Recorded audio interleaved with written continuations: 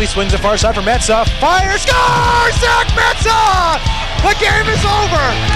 Zach Mensah! This is Talking Sense, exploring the week that was, storylines, and what to expect, with the voice of your Merritt Centennials, Mantar Bandal. The Merritt Centennial season finishing last night in game number 7, a loss at the hands of the Penticton Vees. A tough way to end the season, but man, so much to be proud of in a season like this. Hello and welcome to Talking Sense. I'm your host, Mantar Bandal. Today is the final ever episode of Talking Sense.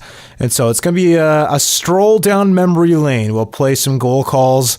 I don't want to focus a whole lot on Game 7. Today's edition is going to be a lot on kind of reminiscing on the season. And on the post-game show in Game 7, after the game, I had Joe Martin come up. And again, I really do appreciate Joe coming up, especially after, tough losses like that, especially after his season ends. It's tough. I mean, he has to find the booth, first of all, after he's done addressing his team, then answer questions from me. So I made sure to ask him stuff to kind of just reminisce on the season as opposed to his performance in just that one game. And so, I asked Joe about any words to the city of Merritt about this hockey team. And he had some really awesome things to say about this city regarding the Merritt Centennials. The team, they love the people of Merritt. They love the playing for Merritt. It's something special.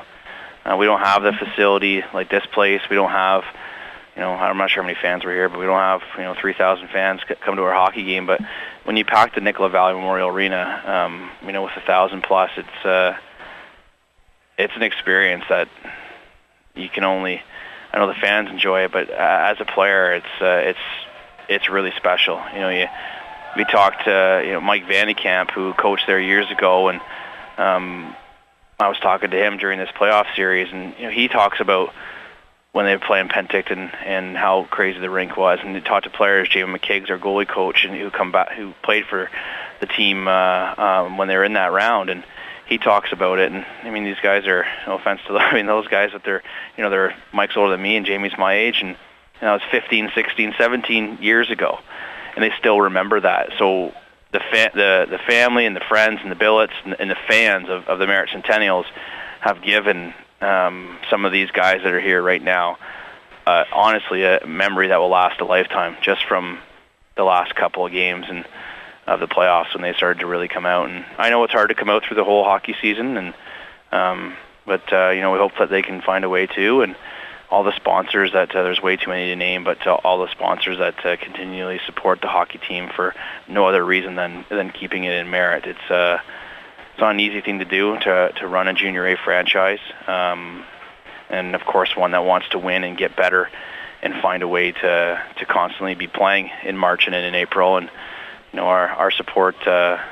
There's not a lot of no's. There's usually a whole lot of yeses and whatever we can do. So we thank the big thing is to thank the fans. Some very valid points from Joe. I mean, that crowd at the Nicola Valley Memorial Arena, when it's that loud, when he got over 1,000 people in that building, that paves the way for some glorious and very special moments.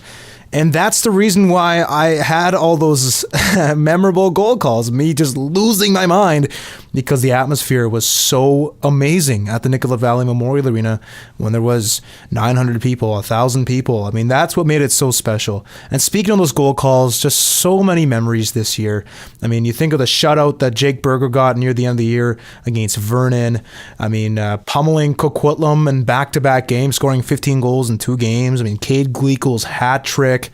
So many amazing memories for the Centennials team this past season. I mean, I had such a blast, and we might as well kind of count down the memories. And my top 5, they're all overtime winners, because that's kind of the pinnacle of an excitement for our play-by-play guys when you win in overtime.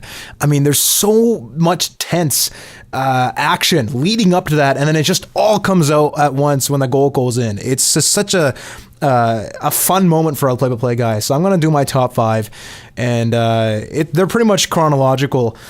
Starting with number 5, Zach Mensah's overtime winner against Victoria back in December. And that's a tall task because, again, this Victoria team, very stingy on defense now, only 68 goals against this entire season. Face-off will be to the right of Galida. It'll be Mike Rigas taking the draw. He wins it. Buckley swings it far side for Mensah. Fire, score! Zach Mensah! The game is over. What a way to score your first overtime goal and your first goal in the BCHL. Zach Mensah in overtime. That one by Mensah was just amazing. He took that thing, rifled it bar down. And then at number 4, this is a goal that Tyler Ward scored against Vernon in double overtime in the regular season. Bruchette knocked off Buck Risto.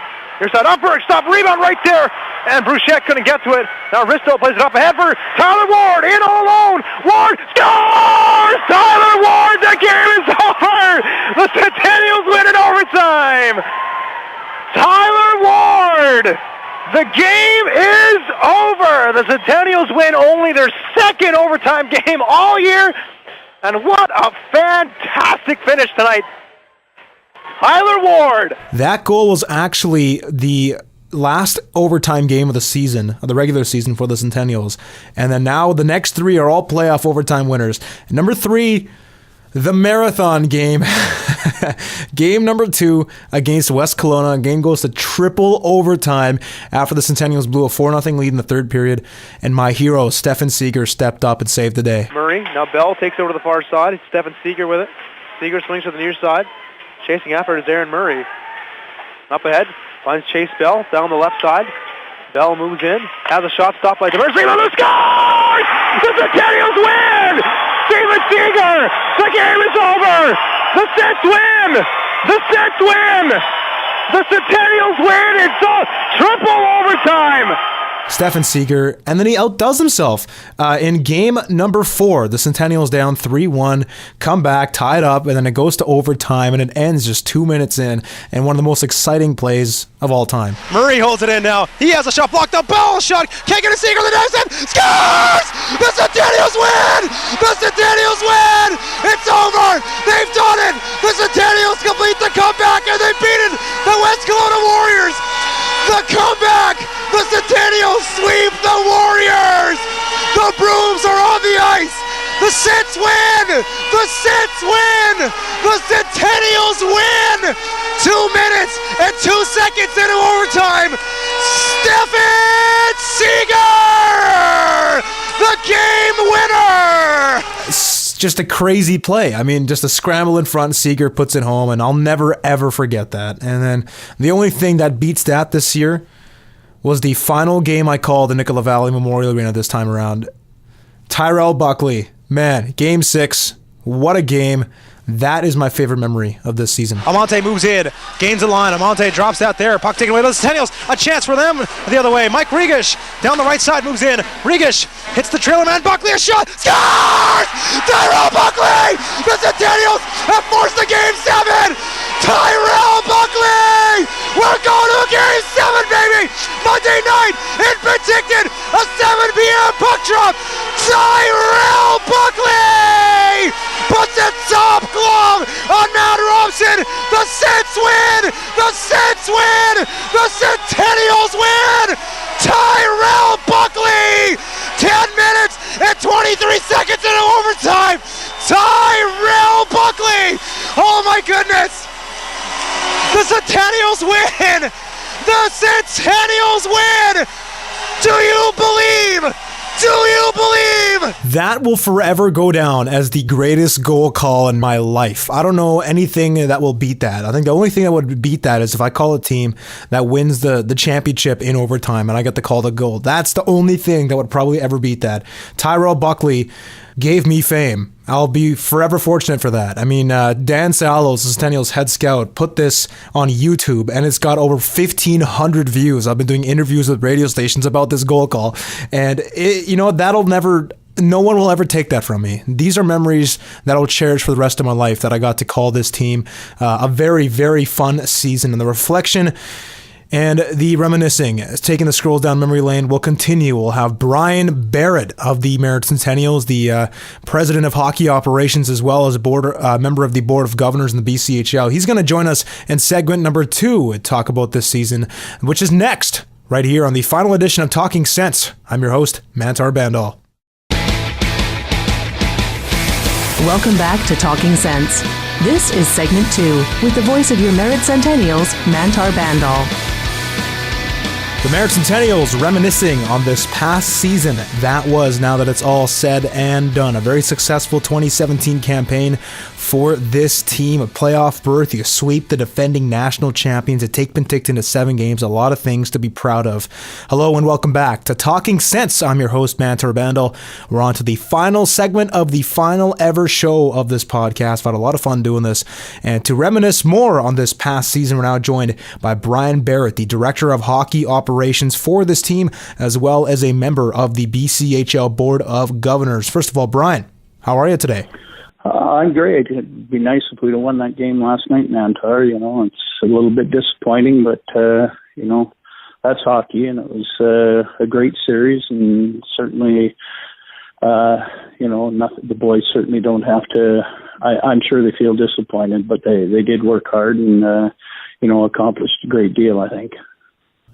Brian, you've been around this Centennials team for a very long time. You played your minor hockey in Merritt. You coached this team. You know, you've managed this team. You've done a lot for this team. How does this 2017 edition of the Centennials team compare to past teams you've been a part of? Well, yeah, you're right in what you say. I've been around a long time. I've been right from the inception of the team. So, you know, I've seen it all, and certainly we've had some great teams over the years, and you know, we've gone on to the Western Canada Final with Joe Tennant coaching, and with Mike Vandekamp here in 2000 we went to the BC Final. So we have had some good teams, and you know, we have had a lot of good, exciting playoff teams as well. And you know, I think this edition of the Merritt Centennials certainly, at times, I think maybe frustrated the fans and you know, everybody involved. And I think you know, there was a lot of maturing during the year and finding ways to believe in themselves, and I think it was, you know, evident you know, as we came down the stretch and into the playoffs that they had finally started believing in themselves, and you know, the results were certainly there, especially in the first round, and to take Penticton to 7 games. So, you know, I think it was like I say, a year of learning and a year of believing in themselves, and you know, it's just unfortunate that maybe we ran out of a little bit of gas last night, Mantar. Talking with Brian Barrett of the Merritt Centennials.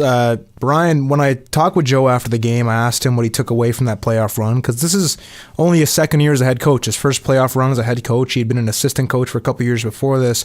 You know, you were a head coach before too. In your evaluation, how would you kind of evaluate how this team was run and how things were prepared this year? Well, you know, like I say, I go back to when Mike Vandekamp was here, and I had the pleasure of working with Mike, and you know, his first year is similar to what happened this year. We won a playoff round, and then we went to the interior final. Or back then there was 4 teams in the playoffs. Went to the interior final against Vernon, and you know, lost out in 7 games. Very disappointing. Similar feelings as there was this year, and you know, I think.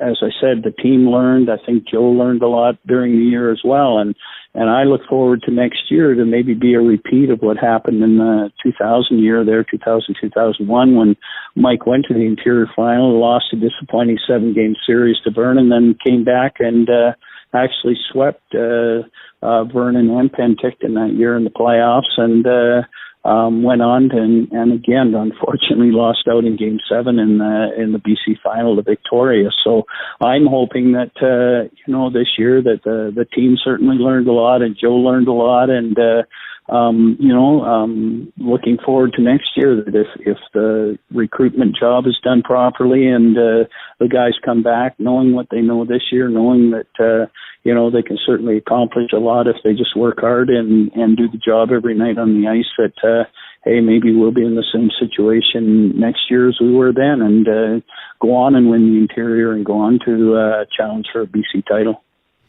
And you just mentioned, you know, moving forward, some very exciting things to come. A lot of good players going to be returning to next year's roster. You know, what's sort of your message to the city of Merritt? What will the Centennials team be next year? Well, you know, I'm disappointed this year in the fact that we didn't get great crowds this year. This is a unbelievable brand of hockey, junior A hockey, and I think that if the playoffs and the crowds we got in the playoffs is an indication that maybe we've rekindled that interest in the hockey club, and I would certainly like to see the city of Merritt and the people in the city of Merritt to get out and do a lot better job of supporting the hockey club here by showing us, that when we do a season ticket drive that they respond and that we get a great number of season ticket holders. And it would be nice to get 400 or 500 season ticket holders and fill the old Merritt barn every game, because that was, game 6 was, I think, some of the most exciting hockey that I've ever seen in my life. And I've actually had people phone me and apologize for not being there. And so it's, it's just a message to the people in Merritt. This is unbelievable hockey, and Merritt Centennials are great ambassadors for the city of Merritt, and we'd like your support and come out and have that building rocking every night next year. And it certainly makes the guys play a lot better. It makes the entire organization feel a lot better. Well, Brian, obviously disappointing end of the season, but big things coming up in the near future. Brian, thanks so much for doing this. Really appreciate it. Okay, thank you, Mantar. Appreciate it. That was Brian Barrett, the Director of Hockey Operations for the Merritt Centennials and a member of the BCHL Board of Governors. Obviously a tough way to finish your season, but nonetheless a very successful season as it is. And that does it for today's edition of Talking Sense, the final ever edition of the show. I've had a lot of fun doing this. I really want to thank every single person that tuned in and supported this team this year. Such a great group of guys with a great coach, great atmosphere, great people in this organization. The sky's the limit for this team, and who knows, maybe next year, like Brian mentioned, this team might be able to make a Fred Page Cup final. It's definitely not out of the realm of possibility. Well, that's a wrap for Talking Sense. Appreciate everyone that tuned in for the final time for Talking Sense. I'm Mantar Bandal.